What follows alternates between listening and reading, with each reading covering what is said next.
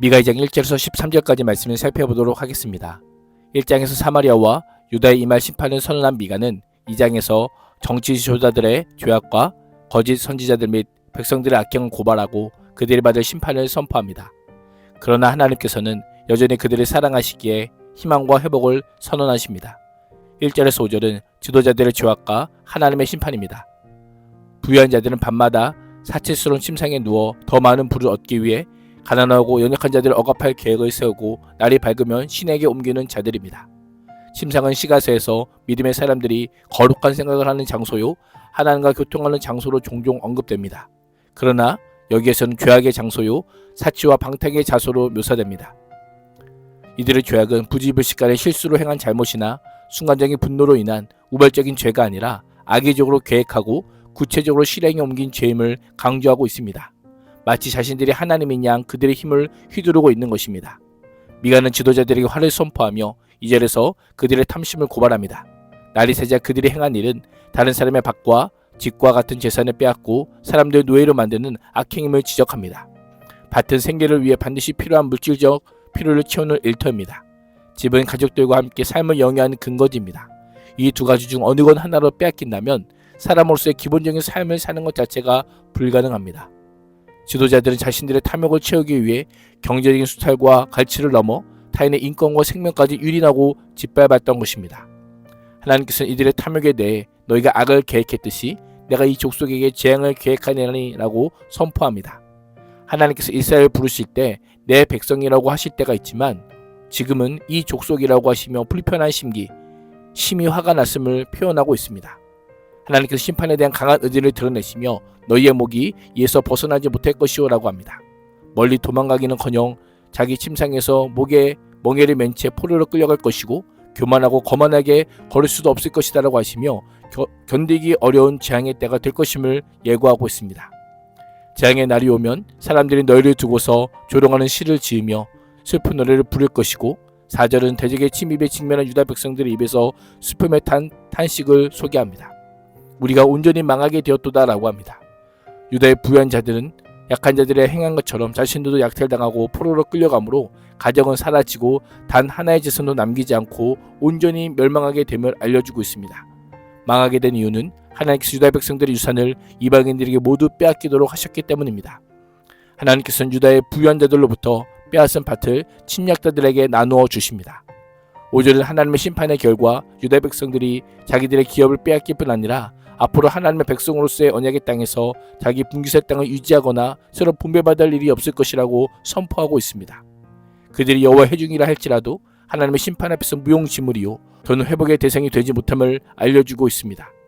하나님께서는 경제적, 정치적 힘을 가진 자들이 약자들의 삶을 짓밟고 억누를 때 침묵하지 않으십니다.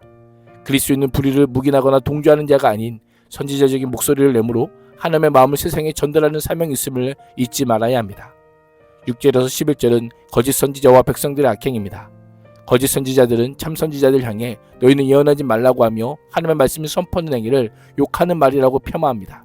욕하는 말이라고 한 표현은 능욕, 수치, 불명예, 망신이라고 한 의미로 참 선지자들이 유다 백성들이 죄를 지어 하나님의 심판을 받게 된 자리라고 지적한 것을 모욕과 수치와 불명예라고 하며 적개심을 표출하고 있습니다. 그치지 아니한다라고 표현을 통해 타락한 백성들이 선지자의 끊임없는 죄에 대한 책망과 그에 따른 심판의 경고를 듣고도 조금도 돌이키지 않는 완악함으로 일관했음을 알려주고 있습니다. 참 선지자들을 거부하는 것은 선지자가 아닌 하나님을 거부하는 것이요 하나님의 말씀을 거부하는 것입니다. 죄인들의 특징은 본인이 죄인인지 모를 뿐 아니라 하나님이 절대로 수치를 주지 않을 것이라고 하는 자기 합리에 빠져 있습니다. 누구든지 자신만이 옳다고 믿고 자기가 듣고 싶은 말만 듣는다면 그 인생이 새로운 변화가 일어나기는 쉽지 않습니다. 때로는 나를 격려하고 권면하는 말이 나를 새롭게 할 수 있음을 잊지 말아야 합니다.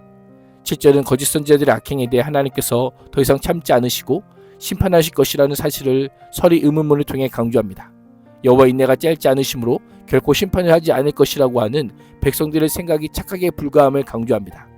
결국 하나님께서는 심판하심을 전제로 하여 심판하지 않을 것이라는 백성의 착각을 지적합니다.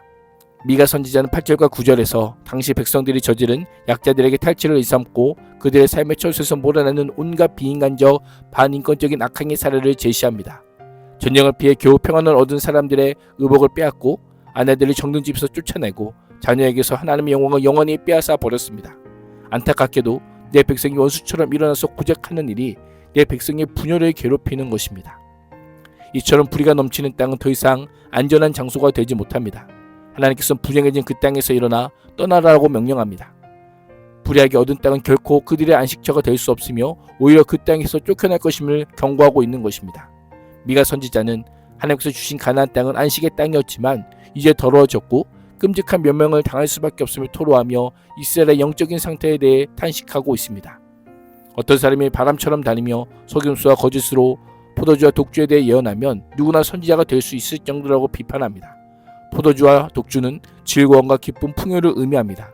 당시 이스라엘은 아수리아 침략으로 위태로운 상황이었지만 여전히 즐거움과 풍요를 약속하고 있습니다.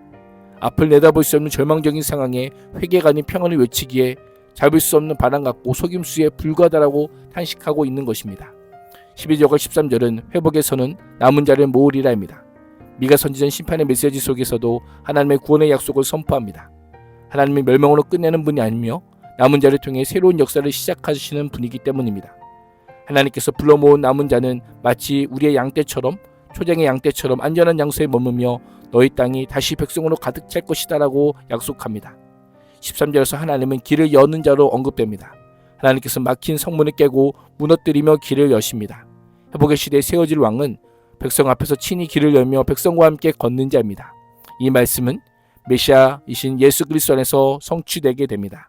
오늘도 탐욕을 꺾으시고 거짓을 드러내고 정의를 세우시며 자기 양을 모으시는 또한 길을 여시는 하나님의 인도함을 받는 복된 하루가 될 수 있기를 주님의 이름으로 축복합니다.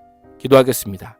하나님, 심판 중에도 자기 백성들을 새롭게 하시고 목자로서 인도하실 주님을 의지하오니 오늘 하루도 쉴만한 물과 푸른 초장으로 우리를 친히 인도하여 주옵소서. 예수님의 이름으로 기도합니다. 아멘.